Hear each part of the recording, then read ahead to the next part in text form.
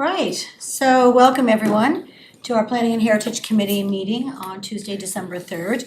I'd like to call the meeting to order. Do we have any declaration of conflicts today? Seeing none. Approval of the agenda. Moved by Councillor Beck, seconded by Councillor McCabe. Thank you very much. Adoption of the minutes from our last meeting on October 24th. Moved by Councillor Beck, seconded by Councillor McCabe. Any business arising from those minutes? Okay, seeing none, we can move right on to our reports. We have 4 today. And our first report is the discussion and recommendation for the appointment of secondary and garden suites registration bylaw registrar. And that will be Donna, Sebastian.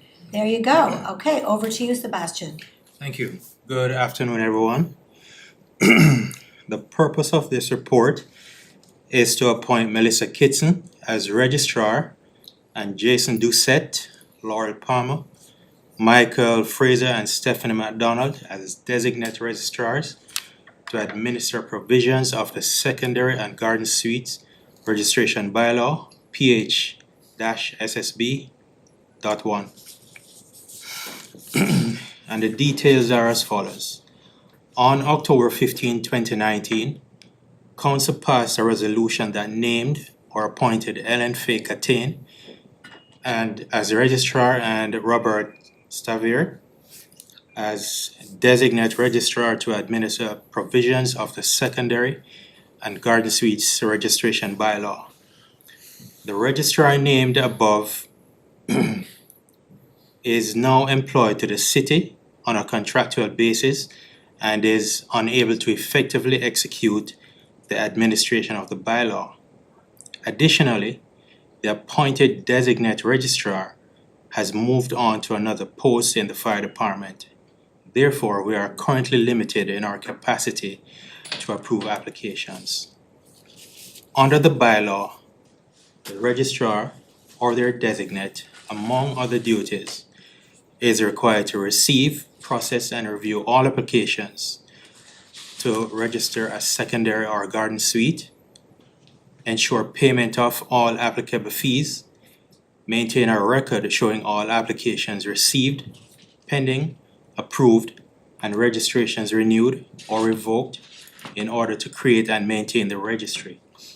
Refuse to register a secondary or garden suite if the application to register a secondary suite is not compliant with the requirements of this bylaw, or if an application form or any other document provided by the owner contains a false statement or false information. Melissa Kitson and Jason Doucette are both currently employed in the Planning and Heritage Department, where they serve as technical administrative assistant and intake officer or administrative assistant, respectively. Laurel Palmer, Michael Fraser, and Stephanie McDonald are planners in the Planning and Heritage Department. Therefore, our recommendation is that Council approves the request to appoint a registrar and designate registrars to ensure continued administration of the garden and secondary suites registration bylaw. Thank you for that report, Sebastian. Just to clarify, I don't remember us ever having to go through this process before, and perhaps it's because the registration was so new that we had existing staff from before that were already doing that. Is that why this is? I don't remember us ever having to appoint planning staff, Sebastian. The appointment. Right. Okay. The appointment of the registrar was done back in 2019 when the bylaw became effective. So it is a requirement in the bylaw that we have a registrar to facilitate the implementation of this bylaw. Okay, so we actually did do that. Yeah. I don't remember. Who was the appointed person? Ellen and Robert Stafford. but no planners, it was just the, No, it wasn't, no planners were appointed at the time. so why planners this time? Management feels as if we should have as much persons as possible to ensure continuity. Just in case someone is out or someone leaves, then we have persons that are able to take it up and do it.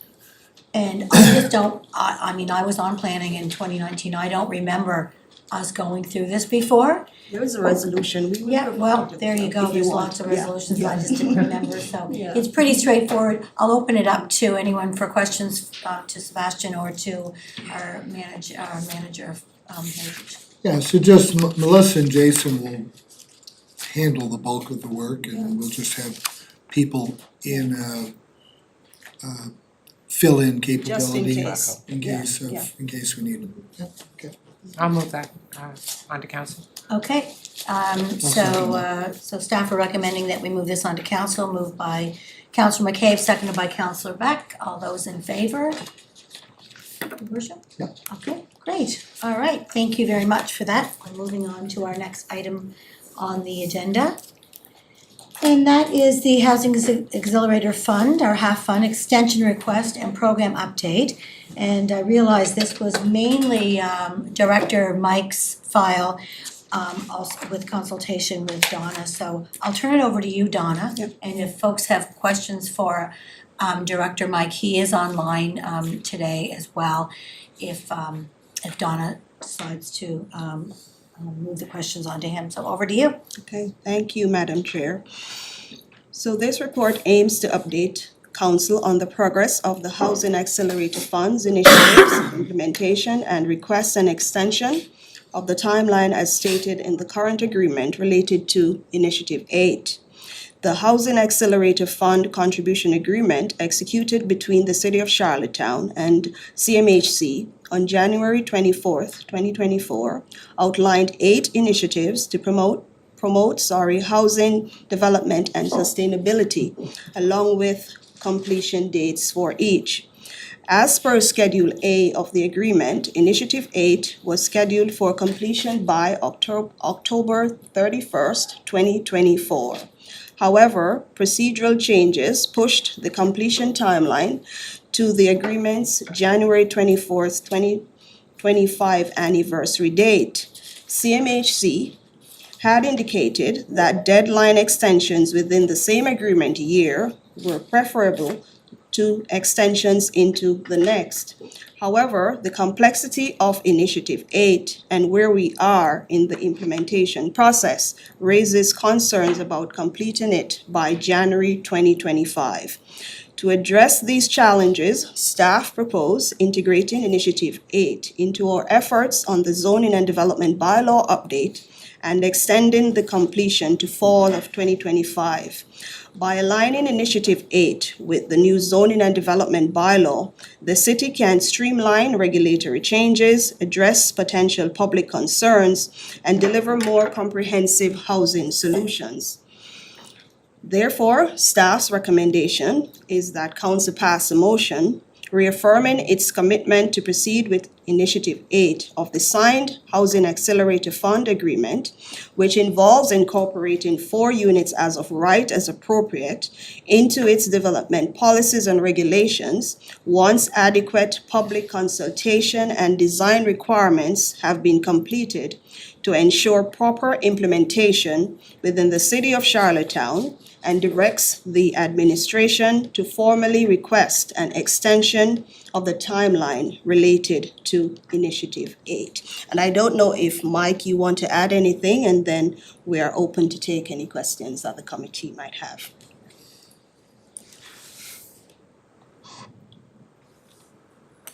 I think you summarized it quite well, Donna. I'll defer to the committee. The sound.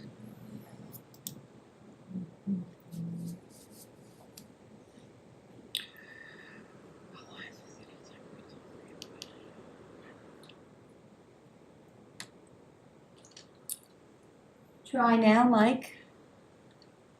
Can you hear me now? Barely, Oh, very very faint. very whispery. Send it back home. Bring it back home. Try again, Mike. If You must be too far If you away. can hear me, I think Donna summarized it quite well, and I defer to the committee if you have any questions about the report. Thank you, we did hear you there. Yeah, that's great. Thanks, Mike.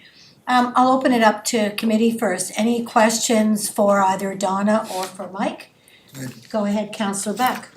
Just on page 9, first off, it was, the integrated approach will showcase, we have a graphic image of a basement unit, a second floor unit, a build onto a unit, and an EDU.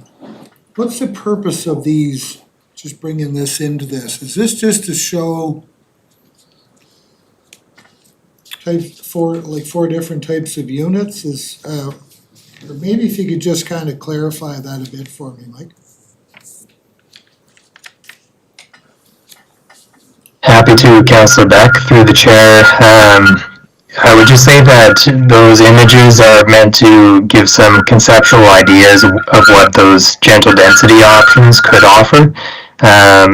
We're by no means suggesting that those are the options, but some things that we can be considering as we work through the project, and the intent is to do that hopefully through the work that we're starting with the zoning and development bylaw, which we recently awarded, and also the pre-approved housing initiative, namely the development of pre-approved housing designs for accessory dwelling units.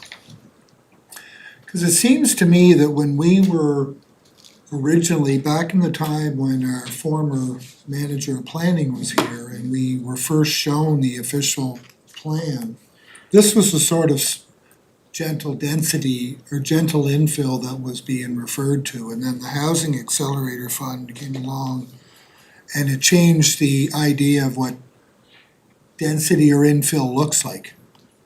This kind of looks like when we originally embarked down this with the very first, would have been maybe we saw this about 18 months ago. This was sort of what was being purported at that time, and now the idea of infill and density infill in, these would be primarily residential areas. This is kind of what it looked like originally, and now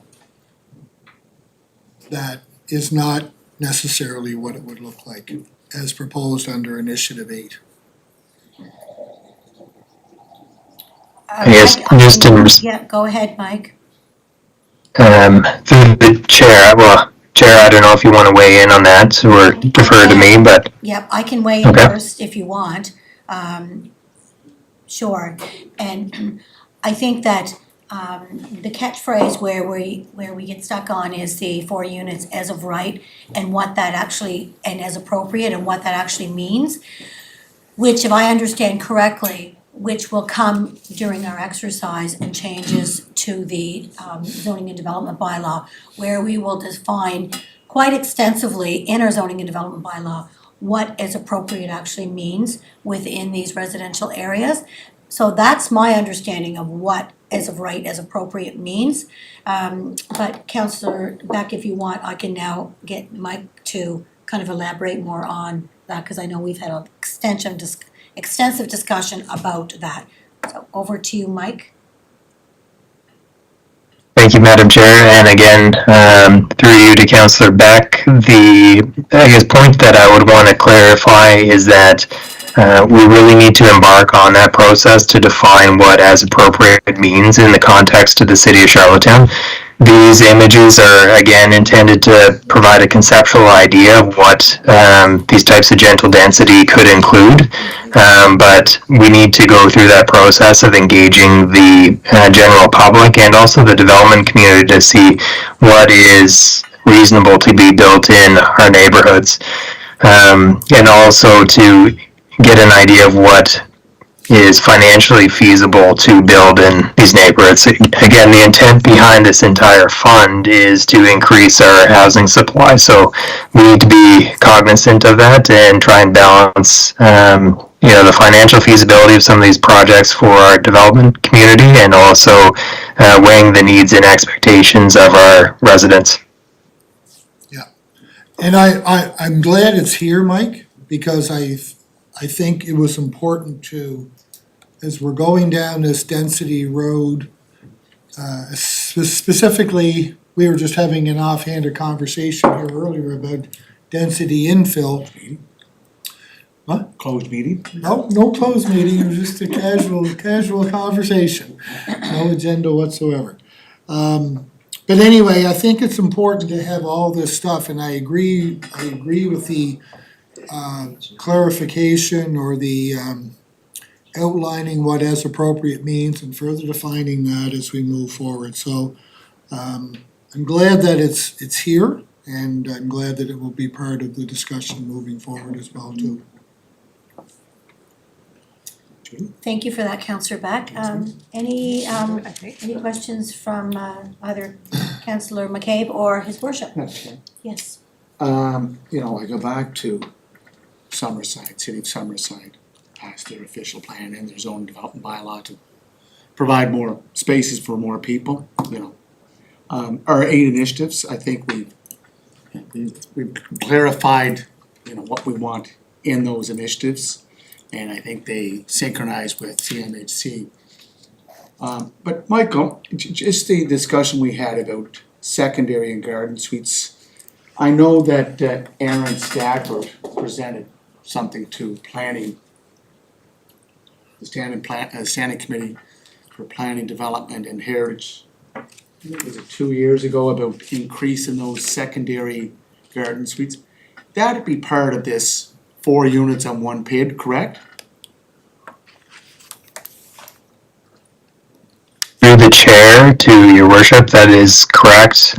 We would be taking a look at the inclusion of accessory dwelling units or ADUs and the land development requirements within the zoning and development bylaw. Right, yeah, so, there's a couple of areas where we can, define or give a better understanding of as of right and where appropriate.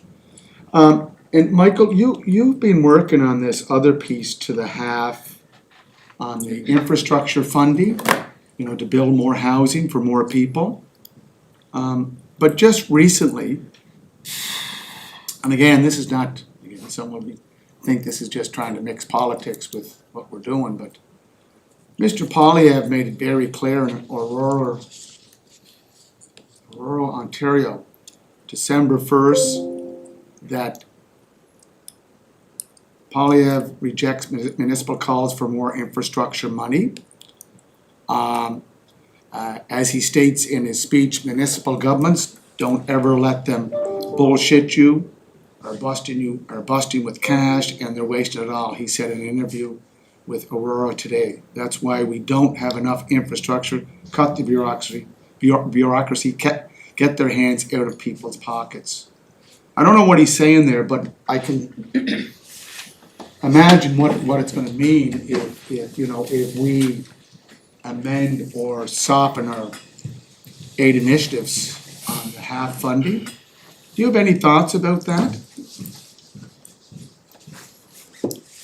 Through the chair, I would maybe just offer that, the city, through the development of the official plan, and now as we embark on the development of a new zoning and development bylaw, is, as part of our consideration of it all, we want to look very closely at our regulatory framework and see how we can streamline all the various processes as much as possible. Ultimately, at the end of the day, the time and review that staff put into some of these applications is an impact on the development community. And so the more quickly we're able to process development applications, the better and less risky for the development community. I would maybe also note that while we are trying to encourage growth within the community, we also need those supports to ensure that we have all those amenities to really develop complete communities, meaning that our residents have reasonable access to parks and recreation services, emergency services, all the things that our residents have come to expect from their municipal government. And Madam Chair, the reason I bring this up, because of we've been talking about the garden suites, secondary apartments, the last couple of years, trying to reduce that 0.5 acre down to, let's say, 0.3, which would add another 1,700 units if they were all put into action. And then with half, and looking at the funding that is required for any increase in density, you have to increase your capacity for your water, wastewater, roads, streets and so forth, active transportation pathways. But it concerns me that the leader of the PC party would use the wording that he did in Aurora to suggest that we're just wasting money. We're not wasting money. And I think Federation of Prince Edward Island municipalities should try to address this issue, because this is a slam on, the planners that we have here. We have Laurel Palmer Thompson, we have Donna, the whole, a very professional team that is Yeah, she's Laura Thompson. that is very much supportive of the work that we're doing going forward. And the other issue is that we have to get this out to council. I guess we're meeting on the 5th to discuss the official plan, and then we'll go to a public meeting and get input on that and get this in place as soon as possible. And when that's in place, we'll start on the amendments to the zoning development bylaws. So lots to do, but I know that Ottawa, through the opposition party, is looking over a lot of municipalities' shoulders to say we're wasting money. Don't agree with it. Thank you, Your Worship. And just to clarify, as just to build on what His Worship has said, the meeting he's referring to is not about the zoning and development bylaw. That will come in 2025, where public will have their input on that as well. The official plan is the high-level document that won't necessarily speak to the details of as of right as appropriate.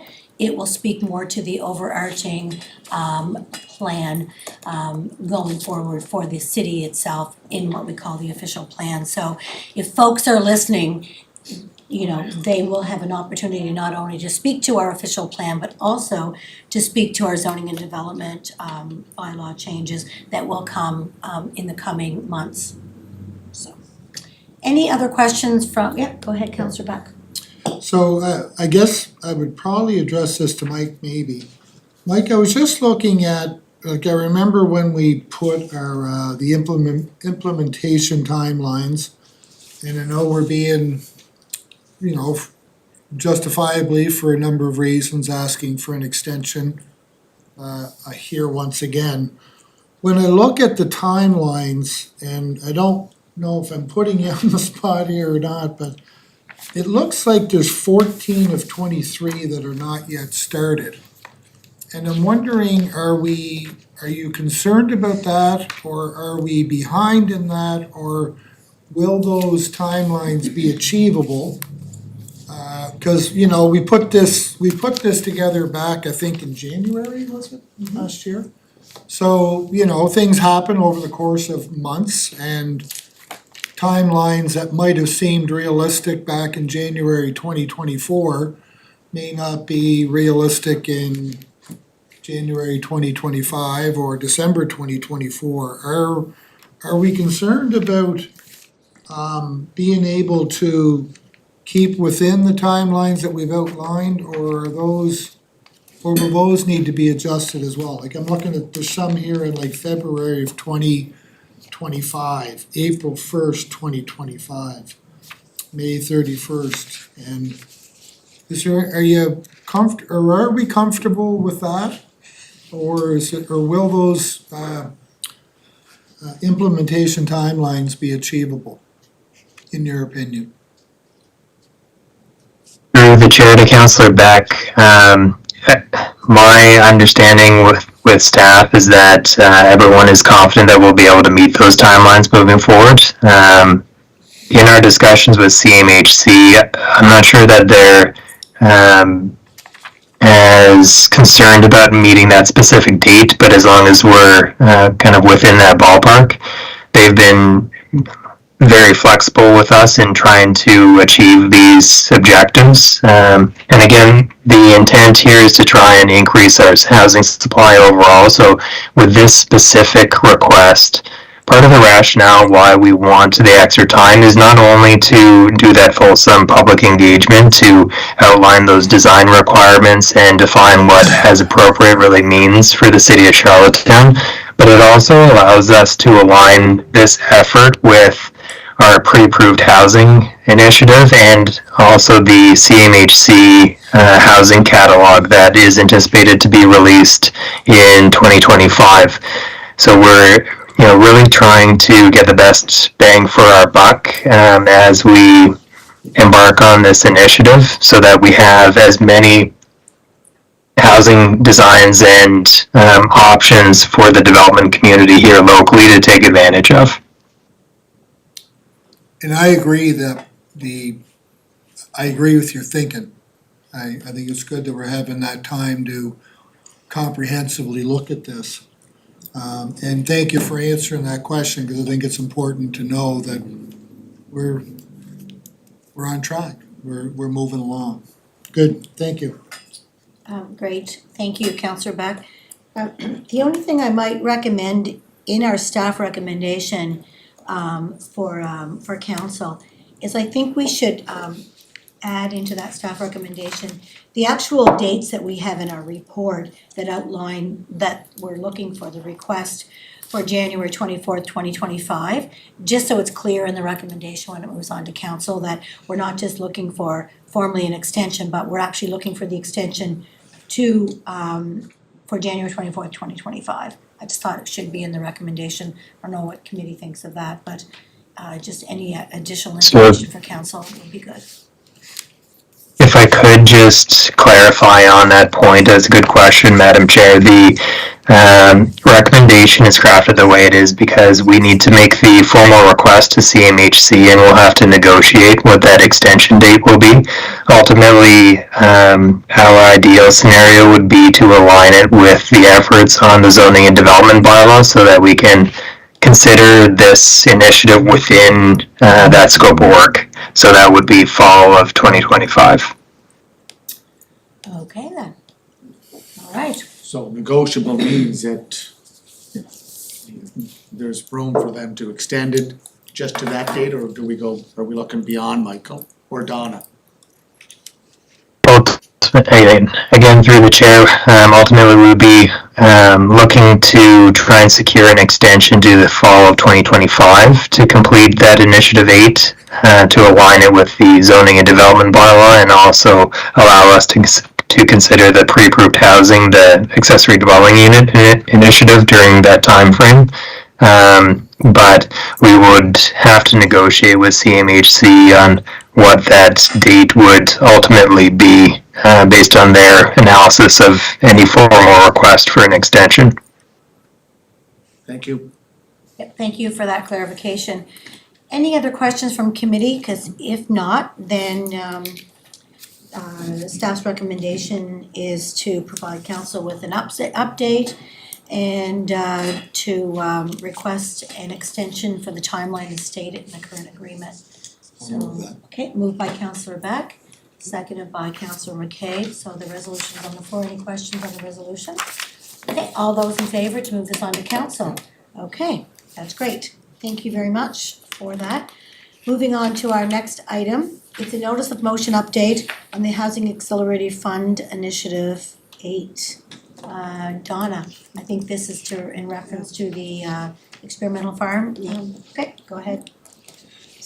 Thank you, Madam Chair. So the purpose of this report is to provide an updated response to a notice of motion brought forward at the council meeting on July 9th, 2024 by Councillor Twill to amend Initiative 8 of the city's Housing Accelerator Fund agreement After the Planning and Heritage Committee meeting held on October 1st, 2024, there was a request for additional information about Initiative 8 and the experimental farm. Specifically, the current and proposed zoning and designation for the property as outlined in the Zoning and Development Bylaw and the draft official plan. The Planning and Heritage staff have provided additional information along with the maps, and it's there in your package. And this updated report also provides a brief history of the farm.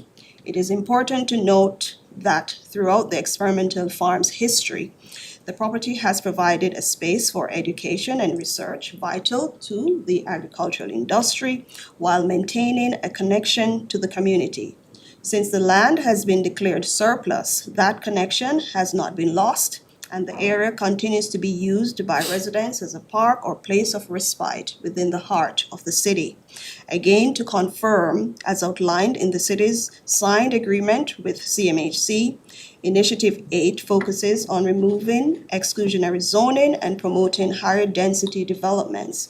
This includes in allowing up to 4 units on properties where appropriate and enabling 4-story buildings within 800 meters of critical locations such as the UPI campus, Holland College, and the Queen Elizabeth Hospital.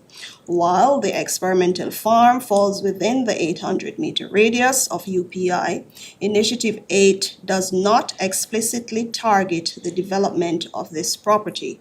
The experimental farm is on federal land.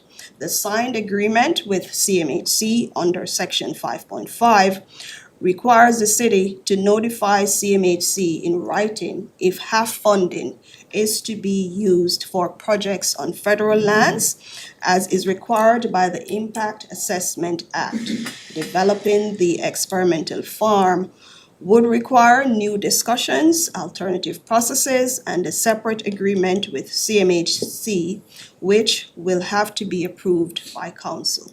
Additionally, it is essential to note that none of the 8 initiatives in the current agreement with CMHC are connected to or intended to develop the experimental farm land. Therefore, the staff's previous opinion remains that there is no need to renegotiate Initiative 8. Thank Great. you, and I'll Yeah, answer any questions. thank you, Donna, for that.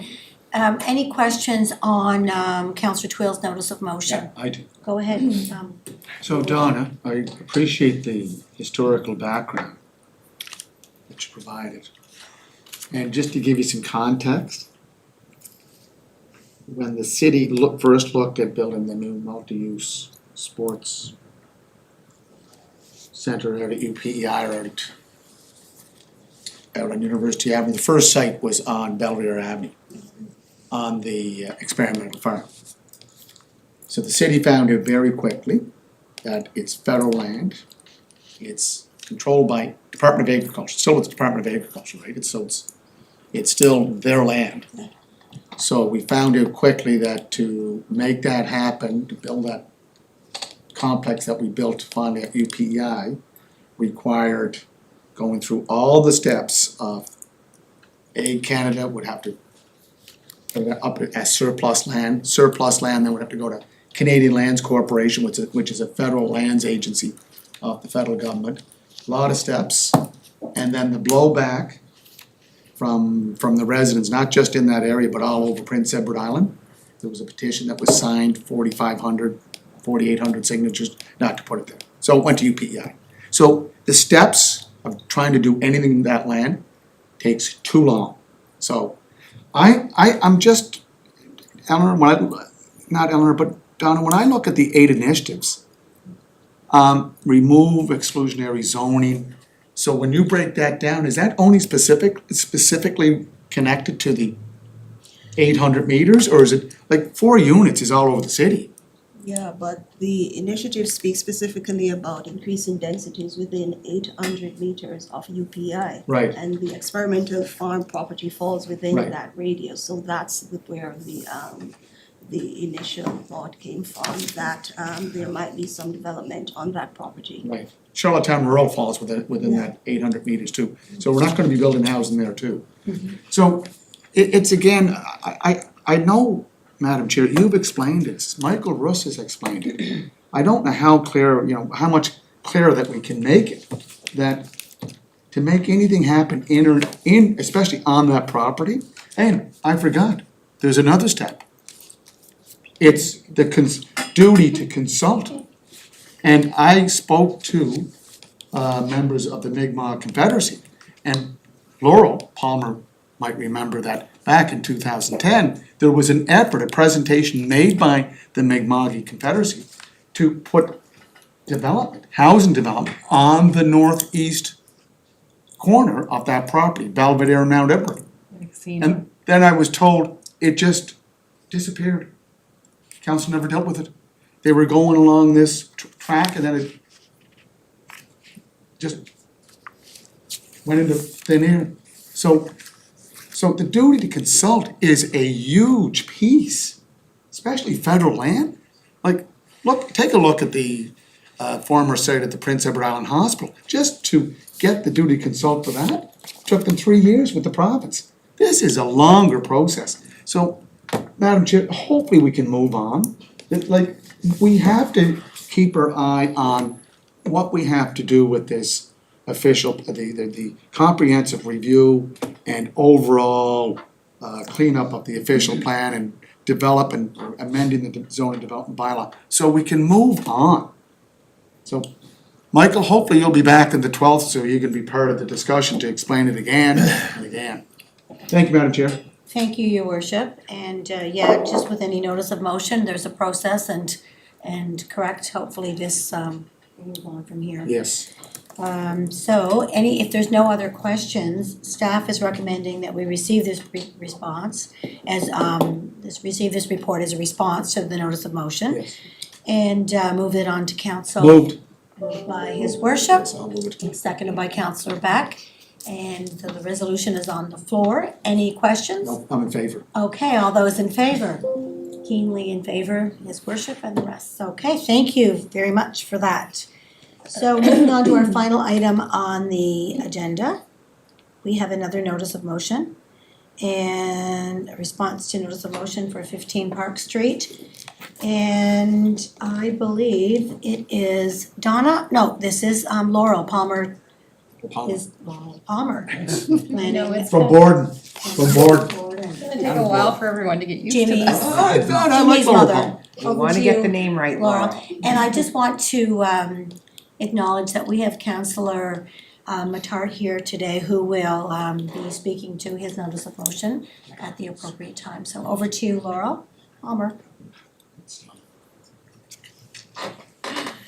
Good afternoon, Madam Chair, members of Planning Committee.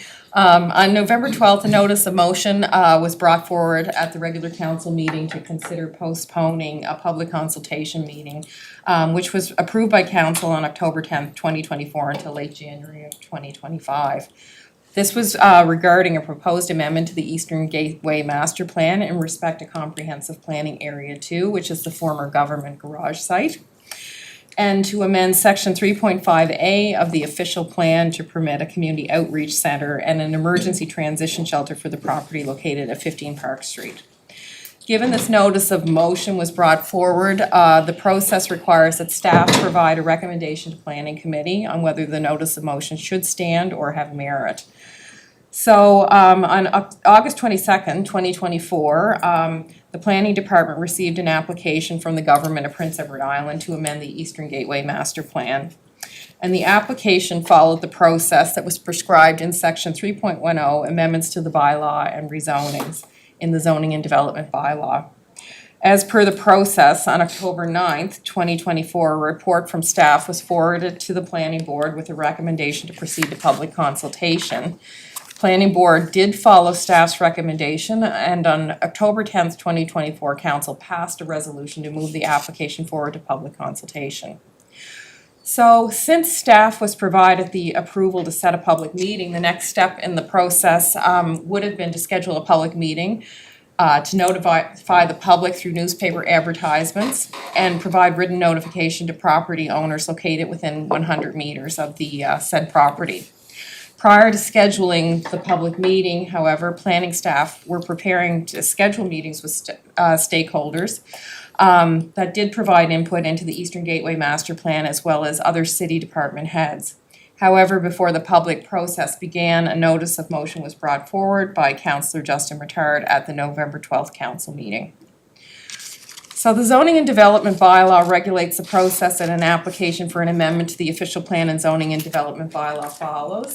This is standardized to ensure procedural fairness, and it's followed with any rezoning or bylaw amendment.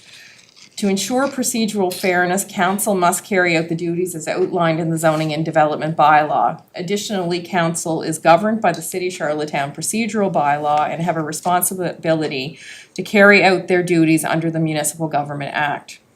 It is the duty of staff to facilitate the public participation process and council to act in an adjudicative role when the application is brought before them. Council has a responsibility to be aware of the obligations of procedural fairness in the decision-making process and avoid administrative delays without valid reasons. Staff would note that the notice of motion focused on whether a delay would increase the opportunity for public participation. So the verbiage in the notice of motion actually stated that this postponement would allow sufficient opportunity for the public and stakeholders to prepare and be involved in a comprehensive consultation process. However, staff would like to note that we were already in the process of scheduling meetings with various affected stakeholders, and the intent was to schedule the public meeting once staff had an opportunity to meet with the stakeholders. Therefore, it is staff's opinion that in order to ensure procedural fairness, the process as legislated in section 3.0 of the zoning and development bylaw must be followed. When appropriate, a public meeting will be scheduled to allow the public to participate in the process. So therefore, our recommendation, staff are allowing for appropriate time for stakeholder consultation prior to scheduling the public meeting. It's staff's role to ensure the process legislated by the bylaws are followed. However, at this time, the city is unable to fulfill the requirements under the zoning and development bylaw for public notification, and that's due to the mail strike with Canada Post. We're all being affected by that. And also, it has been practice for the city not to schedule public meetings in the month of December due to the holiday season. So for those two reasons, it's staff's recommendation that a public meeting should be scheduled during the month of January. However, we are not recommending that the notice of motion stands. I'm happy to answer any questions. Thank you for that, Laurel. I'll open it up to the floor, and unless you folks want to hear from the councillor for the area first. Go ahead, Councillor Mattar. Thank you, Madam Chair. So, as indicated, council passed on October 10th, resolution to have a public engagement. Quickly thereafter, when residents were made aware of that, the concern that came forward was not enough. They felt that by the time a proposed scheduled date of the public consultations, somewhere to be around November 20th to the 27th, somewhere in around that area, would not be adequate time for residents and businesses and stakeholders to, to come together and prepare to present at such a meeting in such a quick time. Considering the previous engagements on this Eastern Gateway Master Plan were extensive, and the public was led to believe that any future changes to those would be extensive as well. And so I think that's what generated the concern around the inability to be prepared for that. So hence why I brought forward that motion. So obviously there's information that I know now that I wouldn't have known at the time. One, a postal strike, and two, we don't generally do these types of things over the Christmas, December. However, taking into consideration that back on October 10th, we were aiming for somewhere in late November, end of November, into early December, and then still felt that was not enough time. So that's why I brought the motion forward to allow for the stakeholders. There was roughly, I think, 10 plus various groups of stakeholders involved in the original Eastern Gateway Master Plan, affecting many areas of that Eastern Gateway. And wanted to ensure that they as well had opportunity to prepare and come in and understand how those changes potentially would have impacts on decisions that were made back in, I guess, 2018 or sooner, 2010 for the Eastern Gateway. It's 22. So I am here today for support on the motion to postpone until sometime in January for the reasons of allowing residents and stakeholders the opportunity to prepare themselves, assess the actual application. There was the online presentation, Laurel, that you gave. I believe it was on October 10th. On October 10th. And allow them to prepare for the public consultation that will be forthcoming. So I guess by virtue of the fact that you're saying here that it is going to be postponed until January, but only due to the postal strike, and due to Christmas, doesn't approve my motion, notice of motion, but I'm still gonna put it forward for council. Is that where it goes from here, the council to decide? I think it'll be up to us if we're gonna move to council, won't it? To accept think- staff's recommendation. I think procedurally it goes on to council either with a Resolution. recommendation of accepting staff's recommendation or not, it still goes back to council for a final decision. So staff is recommending that the notice of motion is basically null and void because they can't proceed regardless. But if I'm hearing correctly from Council Matard, he's saying that even without the postal strike and without the idea that historically we do not have public hearings in December, he's still saying that even if those two things were able to happen, he's still saying that there wouldn't have been ample time for the residents to be prepared, nor the stakeholders that were engaged in the official plan in 2010. If I'm hearing you correctly? That's correct, I guess what I don't want it to be noted that it's no longer valid just because of the fact that these two other things came into play. Because if the postal strike ended tomorrow and it was decided that, hey, we can get a meeting by next week and we can have public consultation, we can But have we're a not special doing meeting. one in December. We don't do them. I'm saying early September, Yeah. early December, sorry. Anyways, it doesn't give me, if that is something that is bound by that fact that it's not going to happen until January, which will give the ample opportunity for people to prepare, then I guess so be it.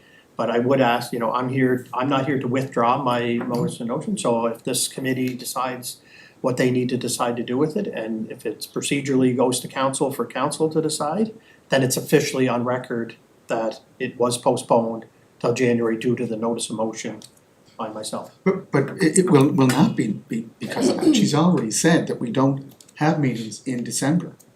Plus the meeting was delayed. We were supposed to have the meeting earlier, and the application that came from the government was August 22nd, 2024. On this, correct, Donna? In the background, who did the background, Laura? Right, so it came August 22nd, and the three of us attended bilateral meetings with the province and say, you have to get this application in, guys. They get the application in, So just for clarification. If I just finish? Yep.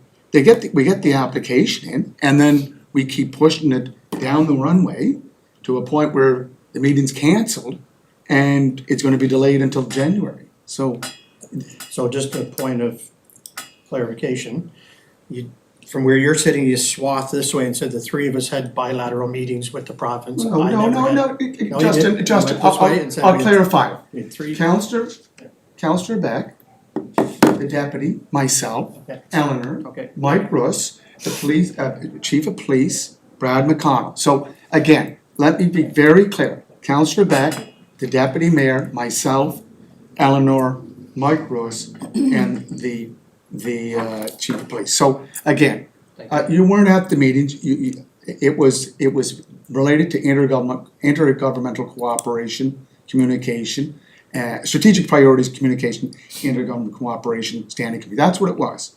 So, now, let me get back to my point. So, we pushed the government to get it in. They got the application and we kept, and again, I'm sure that planning department was trying to find the best route forward.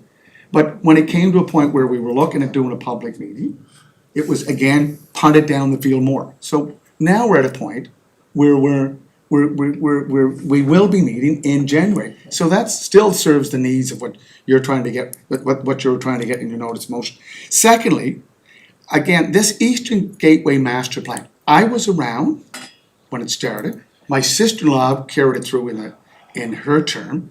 Again, this Eastern Gateway Master Plan was only, it wasn't adopted, it was accepted by council. So the plan as is a conceptual concept. It's a conceptual plan for that area. Yeah. And one of the key components of it is to build a 5,500 seat or 6,000 seat multi-use sports entertainment center. I've always made it quite clear, we do not have the fiscal capacity to do that, nor is that the most appropriate place because it's in a identified flood zone. If you're gonna build a $200 million facility, build it on higher ground. So I think that we will be going to the meeting, there will be a public meeting in January.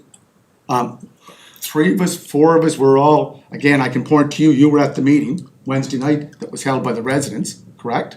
So we were all there, there was a good representation from council. We heard the residents, and we're gonna have another opportunity to hear from the residents when we have the public consultation on the amendments to the zoning development bylaw. I just, to your comments on the Eastern Gateway Master Plan, you know, from my understanding, there was a good bit of work done on that. Yeah. And I went through the Eastern Gateway Master Plan, and it is a great development plan for the eastern part of our city. Yeah. If you feel that a 55 million or 5,500 seat arena is not the appropriate thing there, then Not I'm not possible. sure why that was even then, if it's not possible, why it was even recommended. Then in a plan, it seems to be a little offline in the sense of what was there. So I'll stick to what was in the Yeah, plan as opposed to what would be the best suited thing for that particular area. So regardless, I guess at the end of the day, if it's postponed until January, then that's great. That I guess we will hold it to this, that is what is being stated in here. Like I said, I'm not here to withdraw my motion based on that. I'm submitting my motion as is. I hope that you take it into consideration here this afternoon to allow for that to happen, and you guys decide the next course. If it has to go up to council and council decides, well, council can decide as well. But I do see that you are recognizing that it is based on a postal strike and based on Christmas.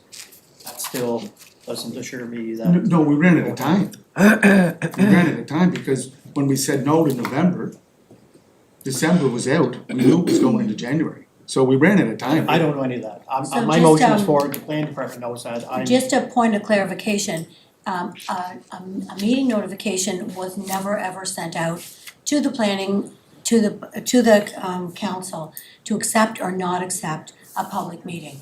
There was some rumor and innuendo that a possible date was looked at by staff for a late November date, but that never ever came. It became an internal email where they were looking at possible dates and struggling with finding hotels that were available and meeting spaces, but that meeting never ever came as a meeting request to council. It became just a he said, she said, internal email, but no, let me be clear, no meeting request ever came to council to accept or reject that date. So, Councilor Matard was stuck between a rock and a hard place because, he had residents hearing of this date, which actually never ever happened. So he had no recourse but to say, well, I better put in a notice of motion, even though unbeknownst to him, that request never even came yet to even have a meeting. So, his worship is not wrong either. We did run out of time, but we ran out of time for the simple reason that no meeting request ever came. So, here we are with a lot of misinformation and confusion to the public, all because a request was asked, are there any updates?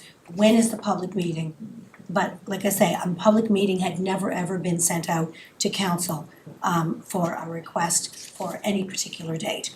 I don't know where to put that, park it here and, open it up to committee and to Council Matark for any follow-up discussion. When did we approve the process to go to public meeting? End of October. End of October. Okay. So, I mean, the typical process would be that it would come to the next month's meeting of when you have a few applications. Like, that is the process that we would typically have to follow for sure. But there's lots of pieces that are still in the works, I think. At the public meeting, I guess that's what we got to listen to the public. But there's a lot of work that still has to be done before you're gonna be ready probably to come forward with any recommendation from staff anyway, from what I'm understanding. I would concur with what the deputy said. What I remember from the discussion was we approved to go to public consultation with an possible, expected, probable date, the end of November. Yeah, So actually, Justin, there was no date. Councilman Matar did the right thing. He said, okay, well, if this is coming forth, I need time, residents need time, stakeholders need time. So it was kind of a, Well, that's it's when kinda it like a- typically would come right. forward, would be at that time. So I think it's kind of, we're kind of, I think everyone did the right thing at the right time.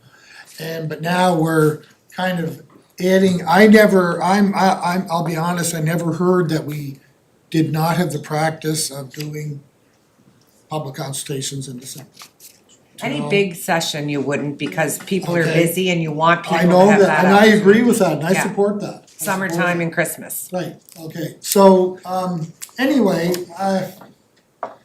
the thing is, the guts of what you were looking for in your notice of motion, regardless of whether it's a postal strike or whether it's because it's the right thing to do, it's happening. And the meeting is going to happen sometime in January, and we don't have a fixed time when that is, and whether it's due to this or that, the ultimate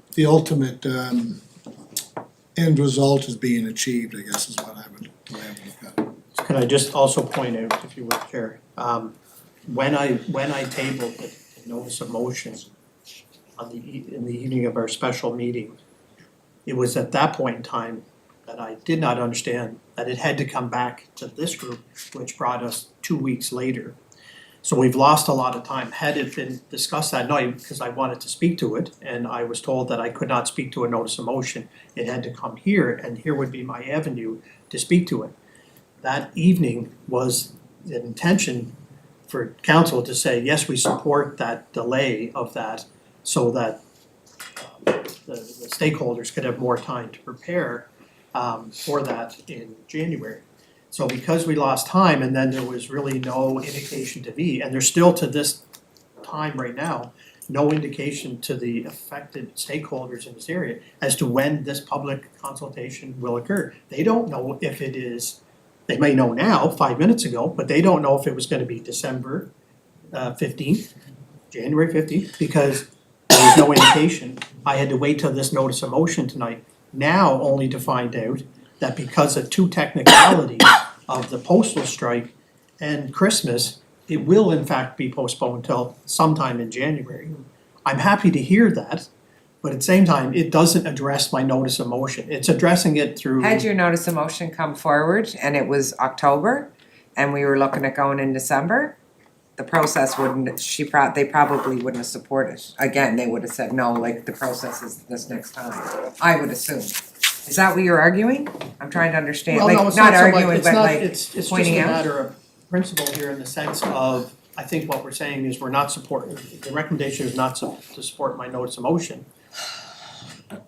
So it's basically saying we're doing it on our terms, which is because of the postal strike and not Christmas, not on the notice of motion. I'm still asking for it to be postponed in January as an official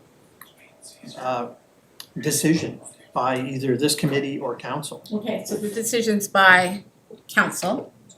This committee provides a recommendation to forward it to council or to agree with staff. Either way, it's a recommendation that goes from this committee. So your notice of motion then becomes a motion at the council meeting, the next council meeting, the next regular one, which is outlined in the procedural bylaw. So automatically, that motion is on the agenda for the next meeting. What goes on from here is just a recommendation from this committee. I think it was decided earlier that it might, the decision might end here. No, it Nope. does not end here. So it's, you are automatically have a motion on this next agenda. Now, if you felt that it had been satisfied, which you don't from what I'm hearing, but if you had felt it had been satisfied, you'd go into the next meeting and you would say, I withdraw this motion. Well- But if you stand behind your motion still, then it's still going forward. And then council will vote on that and you'll have the opportunity during that debate to talk more about it. Well, I'm satisfied that it's postponed till January. The problem is I have no, other than, what assurances is that it is postponed to January, other than it states it in this, There's none. there's And no. you'd have to do the whole notice of motion, I would assume, if there was in this predicament again, if you felt that you wanted a meeting bumped longer than the technical time, the next month. If you wanted an extension, what, am I wrong? Maybe I'm wrong. I don't know. So, End of the day, yeah, I don't know. so Laurel Palmer wants to speak. So through the chair, whether the notice of motion stands or doesn't stand, and if the notice of motion stands for additional time, the process is not gonna change. It's the same process. So we are still gonna consult with the stakeholders as per what we anticipated doing. And once we consult with the stakeholders, then we will go to a public consultation with the public. This is not a review of the whole Eastern Gateway Master Plan. This is dealing with one specific parcel only. So we're only dealing with the stakeholders that are relevant to that parcel, not the whole plan. So it's not going to be a whole plan review, and I think there's a lot of misconception that that's what's happening, and that is not what's happening. We're not amending the whole plan, we're amending it specific to this parcel. So once that consultation happens with the stakeholders, we will proceed to public consultation with the residents. And then we will formulate an opinion to come back to planning board with our recommendation, and then it's up to planning board to decide how they wanna proceed with a recommendation to council. And just to clarify and build on what Laurel said, the application is the request to amend the particular part of the Eastern Gateway Plan that pertains to that property. So that is the application that goes along with the request for change to zoning and development bylaw and change to official plan, which is still in a procedural, still in a process. So today, staff are recommending that we don't support the notice of motion. And so therefore, regardless, since we've heard from Council Matard, who wants his notice of motion to stand as is, this committee will decide whether they support or not support the recommendation. And in the bottom of this report, that moves on to council. If our recommendation is differing from staff's, then it will be, but staff recommend the notice of motion. Regardless, council then will debate it and make, and vote on whether or not, it's a very bizarre situation we're in, but in the same sense, we still have to follow the process. So this committee is being asked today to either support or not support the recommendation that goes on to council. If you don't support the recommendation, then in the bottom note, it will say what your recommendation is. At the end of the day, it's still going to council, and at the end of the day, there's no meeting till January. So, If I was going to support this notice of motion on a different time with no candidate strike post and with no December timeline meeting, I would support the notice of motion to extend for a month for extra time. So in that case, I'm going to try to comprehend everything and I will support the original notice of motion and not support staff's recommendation not to support the notice of motion. what's that? I do not support staff's recommendation Okay. based on how it's written. I would have supported this if we were right now in September, I would have supported the notice coming forward from the resident councillor for an extra month to allow time.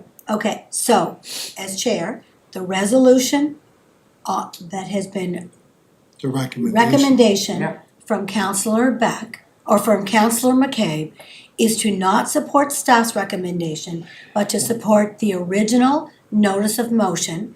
So moved by Councillor McCabe may or may not be. Point of clarification. Okay, Staff recommendation, Not, page 17.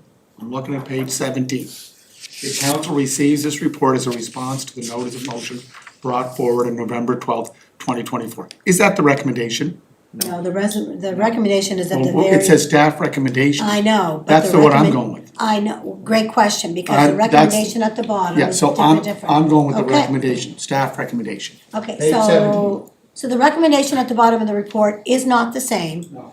as the staff recommendation at the top of the report. that's why this report was a That's little why it's confusing. confusing. Yeah. So Laurel, we have a staff recommendation at the top, that's pretty clear, So but the bottom is a different. I think the recommendation. bottom is through the clear. chair, the staff recommendation is just saying that you received this Yeah. report as a response Right. to the notice of motion. And then The the recommendation's at the end. recommendation is that for staff's recommendation that the public meeting be scheduled during the month of January and that the notice of motion does not stand. So we are saying that we are not scheduling it due to Point of clarification, Canada Post strike and the fact that we're into the month of December. point of But clarification. not for the reasons that, Yeah.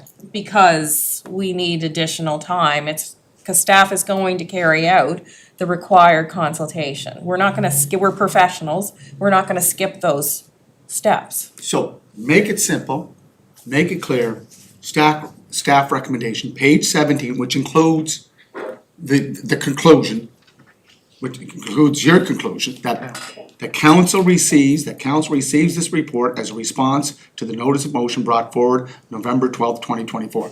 So Councillor McCabe has moved to reject it. Why don't we just second that resolution?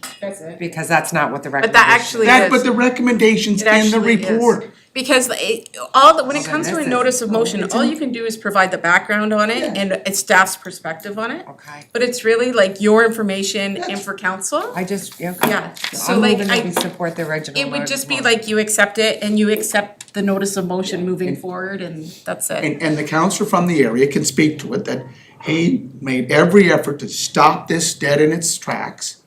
But because of other circumstances, postal strike, kicking the can down too many, running out of runway, basically, that's what I'm saying. And now we're at a point where it's gonna be in January. So I move, page 17, that council receives this report as a response to the notice of motion brought forward by Councilor McDonald on November 12th, 2024. Okay, and That's just, so we, just a second, everybody, I'm the chair, so I'm Yes. gonna be clear. Every single time that we get a report from staff, the recommendation is at the very top on the first page of the report, the recommendation is there. So that is the recommendation from a procedural process that we're supposed to go with. CAO Mohammed has her hand up, and I know she's gonna offer us wisdom, so please. So what makes this distinct is usually the staff recommendation then turns into a resolution. Right? You know, when we Yes. arrange that committee, then we take that, and we put it into resolution. But in this case, that's not gonna happen because it's a motion that's going forward. The motion that notice has been given for, that's what's going forward. So and it's in this kind of meeting, it's kind of like, thank you very much for that information and that position, and we will go vote on our motion now, or anything additional, maybe the committee wants to be considered as part of council's debate. So basically, we don't need to vote the motion because the motion's already, what he wanted was. It's already coming. Going till January. Yeah. So it's already going to January, so it's redundant to go back and Yeah. and vote on a motion. And the reason why it's here Okay, is because of the way your procedural bylaw is written, that there has to be a staff report for a motion to be considered in council. okay. That's why it's here. Can we change that? So, Yes, you can. so just to clarify for today, for public record, we as a committee are moving this along to council that council receives this report as a response to the notice of motion brought forward on November 12th, 2024. So she's got already a resolution on the floor. I'll take it off. Take it off. I'll move that. Okay, so his worship has just moved what I just read, and I'm going to read. Page 17. Page 17, the council receives this report as a response to the notice of motion brought forward on November 12th, 2024. Moved by his worship. Hold on. Yeah. We don't have a record, all we're saying is just, we received this report as information. But that's what a And notice that's of it? motion is. This is a notice of motion, it's not a staff report coming to us with their recommending No, anything but his notice of motion was to postpone it for to us to January, discuss. till January. What you're proposing is just that we just received, the council just receives this information. This will get it to the council And this, floor though. and then, and because And it's, then what? because Discuss? then the council discusses it, and You vote on the motion. we vote on the motion. So there's gonna be an accompanying, the motion right here, there's really a recommendation here that You're, his you're, motion, you're the voting on motion not Councilor stand, Letart's motion. not stand. That's what the last That's line not of the what you're voting on. recommendation is. What you're voting on is the actual motion that's being put forward. This is staff providing you background and point of view on the matter. But what makes a notice of motion different is it's a motion that you're voting on in council. So your other committees, in the recommendation, you often see that recommendation, the staff recommendation turns into a resolution. But in this case, it's different because it's a motion, a notice of motion.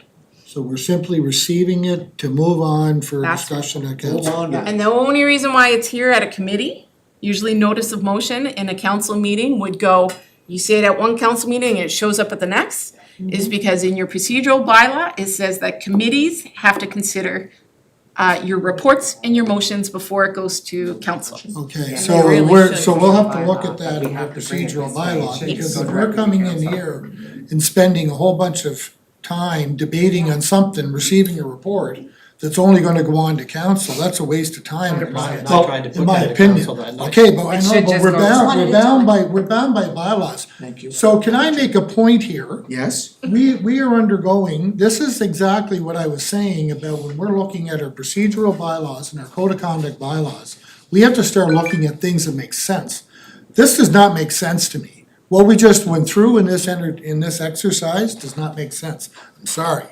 But I think this is something that we have to change to make our, to Councilor Matar's, we've wasted a few weeks of waiting around when this is simply going from his notice of motion through to a committee only to be siphoned on or moved right on to the council. Nothing has changed from the whole report. That could have been written and taken right to council. And then we would have done with it a lot more quickly and had an answer for the public and the residents, professional staff and everyone else. That's just my opinion. So as we're moving forward, I think we should consider looking at something like that. Thank you for that, Councillor Buck, which is why we have that as one of our bylaws that we have on our list of things that need to be changed. Just like if we go back a few minutes ago to the other notice of motion that came in from Councillor Twill, it's no different. Yeah. Whatever we say here. The unfortunate part is that if we could have Quentin Tarantino this conversation 20 minutes ago and staff clarified that with committee, that this is going as is the way it was. So I think we had a lot of discussion that maybe wasn't necessary, but silver lining, we hit it, so we move on. Madam Chair, no, look, every time I get these reports, I appreciate, Laurel, the time and effort you put into it. But I'll tell you what, this again confuses the public. Yes. You know why it confuses the public? Because people are thinking that this is our land, this is our project.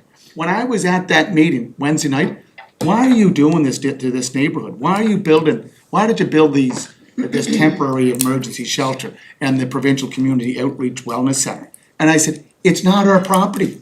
Well, everything I'm hearing, the talk I'm hearing, it's associated with you. And again, today was an opportunity to discuss a notice of motion and what we plan to do, not about the ownership of those two operations, but our responsibility, which Eleanor has told me over and over again. Planning and development deals with land use. It's all you deal with. When it comes to health issues, that's a provincial constitutional responsibility. When it comes to housing, that's a provincial federal responsibility. So it's very clear to me, the recommendation that we are approving right here is that council receives this report as a response to the notice of motion brought forward on November 12th, 2024. And I know that Councilor Matart and others can read that the recommendation, they don't agree with the recommendation on page 19, but that will be the discussion that will take place on that floor in the chamber on the second Tuesday of this month. There shouldn't be a whole lot of discussion though, because the meeting's already moved. I think there might be some more education around notices of motion and what they mean. I think what happened was the notices of motion came forward because there was so much topics coming off the council floor in an inappropriate time that we went to the notice of motion so that people could have a chance to prepare and be organized. But I do think it needs to come out of our procedural bylaw that it has to come to the committee. Technically, that could have gone straight to council for the full discussion. That's my point. And that's a step that could have been cleaned up. But the notice of motion is to give people time to prepare and gather the information in order to be able to provide that. So I don't disagree with Yeah. I don't disagree with the rationale behind Councillor Matart's request. It's a valid request in my opinion. I concur with you that if we were only dealing with this, I would say, man, go another month. But it's again, we get bogged down with stuff. And so can we do it and move stuff along more quickly so that residents can get answers more quickly, so our stakeholders can get answers more quickly? And this is no reflection on the work that Laurel, Donna, or anyone does on reports. They are required. And I appreciate the work that comes in. But that can go from him right to council. That's my point. That's what we have to clean up and make better more efficient. use of our time so that we can get matters dealt with more quickly and efficiently. And just to clarify, that's why the legal bylaw is on the list of bylaws that need some changes. So I think that's already in the works. But unfortunately, until that is done, we have to follow our bylaw. And that is why we're here today. So thank you for that. And Councillor Matard, if you wanna Just one, I'd like to follow it right up. Yes, I would, thank you. I guess just, when I look at, it may feel like this is all a moot point because it's already been decided we're not doing this till January. However, put yourself into my situation. I came here today not knowing that information. It was not communicated to me up until today's package that that decision was made. And if that decision is made and it ultimately gets to where my motion was looking for, then why didn't we let it stand? So there's a reason why your recommendation here is the notice of motion not to stand, and then just go by these rules of engagement versus my notice of motion as being the driver of what postponed it till January. So I think that's where it's a bit confusing. Had I just been told 3 weeks ago that you don't need to put a notice of motion for it, we've all agreed, and it will publicly announce it, we're not gonna do it until January. But we didn't know that. Well, None I of didn't us know that knew. either, so here we are today, only really finding it out today. Well, I I don't know think why- there's a planning process. Yes. And, the regular process is council gives permission for planning Yeah. to go to public consultation, right? To have a public meeting. And from there, it's left to administration to move through that process. Sometimes it's quick, sometimes it's slow, it depends what the steps are going to be. And it's not usual practice to go out and start floating dates around or saying this or saying that to any of the elected, because you need to make sure that process is intact without any sort of elected interference, right? You don't want bias in there, it opens us to appeal. So in this particular case, administration is saying, okay, you made a notice of motion to move it on, but we have a planning process that we follow. And if there wasn't a strike, then we would have had, and I know you like to say no public stuff in December, but we might have done it December 1st or December 2nd. Sometimes you do, and we do hold things in the summer. But it's just a series of events that have happened this time, that it's been pushed off into January, which achieves what you were looking for anyway. But every application out of the planning department gets treated the same. It doesn't matter if it's down at Park Street or over here or over there. Your notice for a public event is the same for everyone. So people don't get a month's notice that it's coming. What is it, 2 weeks? 2 weeks. 2 weeks, you get 2 weeks' notice that it's coming up to prepare and have your conversations and come into the public meeting, send your letters, do what you need to do. So that is why administration would come from that point of view, because we have a duty to protect the integrity of our processes. And that's why. So if we had come, say your notice of motion had happened sooner, administration still would have come forward saying, we're going to work through the integrity of the process, and here's the timelines that we feel we are going to meet.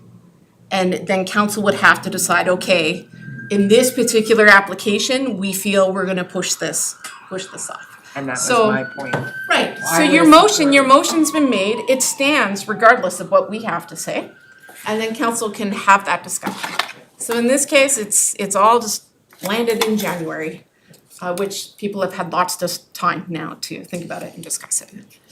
Thank you for the opportunity, Chair, to be here to speak to it. I don't have any further questions at this time. And Okay. Madam Chair, could I just, again, just Eleanor, and I know Mike, Mike, are you listening there? Might have lost him. No, he. Yes, still here. There you go. So, Michael, you had some views on what took place here. Could you just give your view on it? Thank you, Your Worship. I would probably just echo the comments made by our CAO. Ultimately, from administration's perspective on this, we would want to ensure that the integrity of that process is upheld.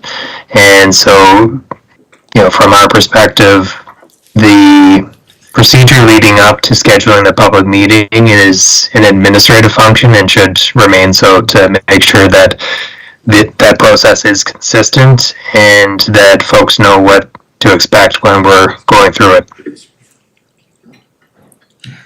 And Madam Chair, if I could just end. We discover early as councillors or elected officials, the legislative process is complicated at all levels of government, but we also have a planning process that is, we're always trying to learn about it, making phone calls to planners or to the managers and, to get information that is language that's easy for us to understand. And I also look at the legislative process as due process, because there is a system, we have to follow that system. It may be slow, or it may be fast. In this case, I think just circumstances that arose pushed it forward and also allows those two facilities to remain open because they are in the queue. So to come December 8th, they don't have to shut down. It remains an operational entity. Is that correct, Madam Chair? We don't enforce, in this situation, we would not be enforcing our bylaw while this process is in place. So, we can move on then. Any new business? I do. As we go down the official plan process, if I'm thinking through the lens of a John Q. citizen, if we're directing people to have a look at the official plan and in its entirety, I think it can get a little overwhelming. We sit here, we who work in it on a regular basis can tend to get a little dizzy-eyed with it. I'm wondering if there's any value in, as before we go out into the public consultation process, to provide kind of an executive summary or a street level version of what it contains, maybe some of the highlights, the things that people may want to be looking at, that sort of thing. Is that a possibility, or is that going to be part of the process? And if it's not, could it be? So we have our meeting on Thursday. Yes, the fifth. We have the meeting on the fifth, where we as council will be getting Reader's Digest information session on the official plan prior to it going out to public. The consultants will be there, and at that time, I think it's an appropriate time for us to look at what level of an executive summary can be included when we put out the dates, which have not been scheduled yet, for a public information, public hearing session. So I think that's a really good idea that we bring up on Thursday with our consultants. Donna, unless you have something else to add to that. Through you, Madam Chair, so we've had numerous occasions where we've provided the public with opportunity to go through the official plan, different sections of it, and in different iterations as well. We've also uploaded on our website little snippets in what we heard report, kind of synopsis of what is included in the overall official plan. But going forward, as a part of our communication strategy, we can outline like different snippets that are just readable, that people can know that it's included in our plan, even if they don't read it in its entirety. So we could include that in part of our communication strategy, just to give them little snippets of what's in there. It's not a requirement legislatively that we do No. an executive summary of the official plan, but just to let the residents know a little bit more about what is in there, that's an approach that we could take.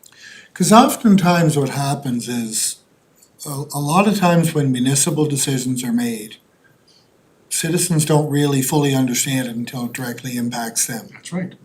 So there might be some areas in there that I think maybe we should say not, and everyone can look at it and derive different things from the official plan. And it may pertain to them more or less depending on their circumstance. I think what I would hope is that we could maybe assist them in how to sort of digest it, or what are some of the potential areas that maybe not to say that some areas are more relevant than others, but there are. And some may have more of an impact, or some may be a radical, quite a dramatic departure from what we currently had in our last official plan. Even if you highlighted those, where are the biggest changes Yeah. happening? So the it's biggest all changes would be, through you, Madam Chair, around how the plan is now outlined in terms of the different sections. The one that was done before, the existing one, is outlined in more like literature that comes first, telling you about a particular area, and then it goes into the objectives of the plan and then the goals of the city overall. This one is a little bit different in the way it's formatted. It's much more easier to read than the one before, so residents will be pleased with that. But the major differences would be that it has a future land use plan like the existing one, but it has the zones or the designations clearly outlined in this one. So it will tell you like what is allowed based on the designation. And at that point, it also sets out the objectives or the goals based on the designation. Before, it was like an overall thing at the front and then at the beginning of the plan, and then it goes into the different aspects. So that's different. But also to add that in the official plan adoption process, there would also be an opportunity for the plan to be laid out and for members of the public to come in and view it. So that's also a part of the process going forward, as outlined in the Planning Act. Okay. We'll see it Thursday, I guess we'll know what needs to be clear.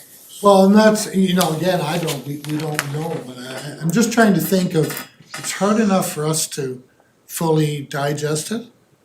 And can we make that more easily digestible or understandable or direct those that take the time to wanna learn more about it, to more fully understand it, to help them the best that we can. I guess that's kind of what my request is, how we go about that. I'll kind of leave it to the comms department and to maybe you, Donna, and maybe we might have some more ideas after we see it on Thursday. So Thursday's an open meeting, so it's gonna be live streamed, Yeah, it'll be, it's almost a 200-page document. it's 208 pages, yeah, So, so. That's exactly my point, but there's a lot of people that won't take the time to read it. They won't take the time to sit in through our 2-hour meeting that we're gonna have. So I guess what I'm trying to say is there ways that we can take that, condense it, we have to go through those processes. Not everybody wants to go through the process, and if we're gonna go to a public consultation, I'd like them to be informed. Let's make it as easy as we can for them and see what we can do. That's all I'm saying. executive summaries for official plan, would that be a first? I think it would be. Sometimes they do put executive summaries in front of the actual official plan itself. Okay. But it's still not going to give you the. No. It's not gonna be grade 3 language. Like in official plan, it's a plan Big of document. rules, like you've gotta go through and read all the rules. And it's hard, you can't really summarize how those rules are gonna impact you, you're gonna have to read through. But as a new business item, I think we could probably take this away and then maybe consider what's been said today and then come back at the next meeting That's with why I some wanted, that's why I suggestions, wanted right? to bring it up. Under new business. Well, however that happens, my ultimate goal is I'd like it to be able to, for people to understand it, because this is a guiding document for a great number of years. And if we can make it easier for people to go through it, to understand what it means, determine how it implicates their lives, why wouldn't we do that? If there are things that we can do to help facilitate that process, I think we should consider it. So Madam Chair, thank you for your patience. Before you speak, your worship, I just want, I completely respect and hear what Councillor Beck is saying. I just don't want the public to be lost in realizing the extensive work that the staff and the consultants have done to engage the public over the last 18 months to 2 years on this new official plan that's brand new since 1999. And although, yes, there's always more we can do, I know how much work has been done, more work than ever before on an official plan in terms of public information and public engagement. Now your worship. And the road show, they went to all different parts of the city. Twice. Like, so we covered it, they did pop-up kiosk at Farmer, well, I think it was Farm Day in the City, like they've been out there. But I those think are- that, Councillor Beck, I think, you know what? As you said, when it touches you, that's when people react, right? That's what happens, and I always go back to that old adage, my home is my castle. We'll hopefully advertise it well in our comms and people. This is, just one final point, this is a different stage. We now have, those other ones were draft public consultations to help formulate it. Now we've got a product that after all those other stages, we have a product that is there for the people to look at and to digest. But it's still a draft, Councillor. I know, but it's, other times it was really more of a draft, if that is a word. Because you were still thinking, you were still going along the process. Now we have, it would be called, we're ready to go with a final draft. We have a draft final document, that's what this is. But That we we're still have considering. public consultation, right? We do, So we to me, do. it would be something like, are you curious about what your neighbor can look, like future land can look like beside you or something, and try and encourage people to come back into get as many people we can out to those public consultations. Well, it's part that, but it's part understanding it, and what can we do to help them understand and digest 208 pages? Because if they look at it and say it's 208 pages, I'm not bothering reading it.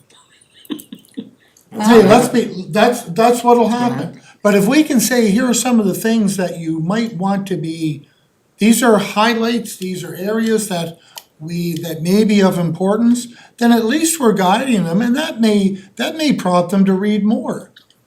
But I think if we leave it as a 208-page document, here it is, go read it, it's not gonna happen. Madam Chair, again, I appreciate your patience. I know your eyes are winking, but if you go to page 6, to the October 24th report, prepared by Donna Miller-Ayton, the revised official plan is structured into 6 main sections. Introduction, vision and goals, land use strategy, secondary plans, subject area policies, and implementation. Look, you couldn't get it any better. So, Thank you, Your Worship. I just don't want to put our staff through another effort to, bring it down a little more, zero it down.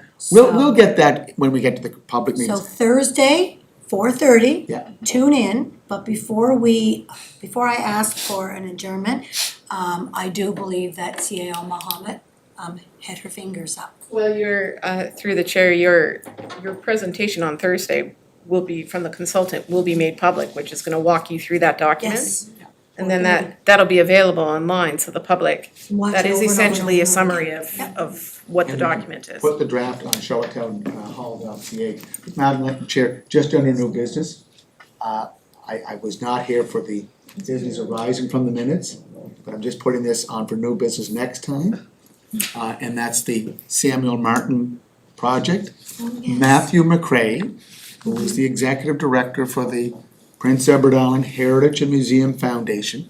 I spoke to him. They're already working on a project to take that Black history presentation that was on the west lawn of Beaconsfield and to find another place. And when I called him about possible another location, he said, I will reach out to your planning staff to find out what our next steps are. And so I'll try to get more information, Donna, or I'll get him to call you. So I appreciate that, Madam Chair. Thank you very much. You're welcome. Thank you for your patience. Motion to adjourn. Right here. Moved by Councillor McCabe, seconded by His Worship. Thank you, everyone. Right.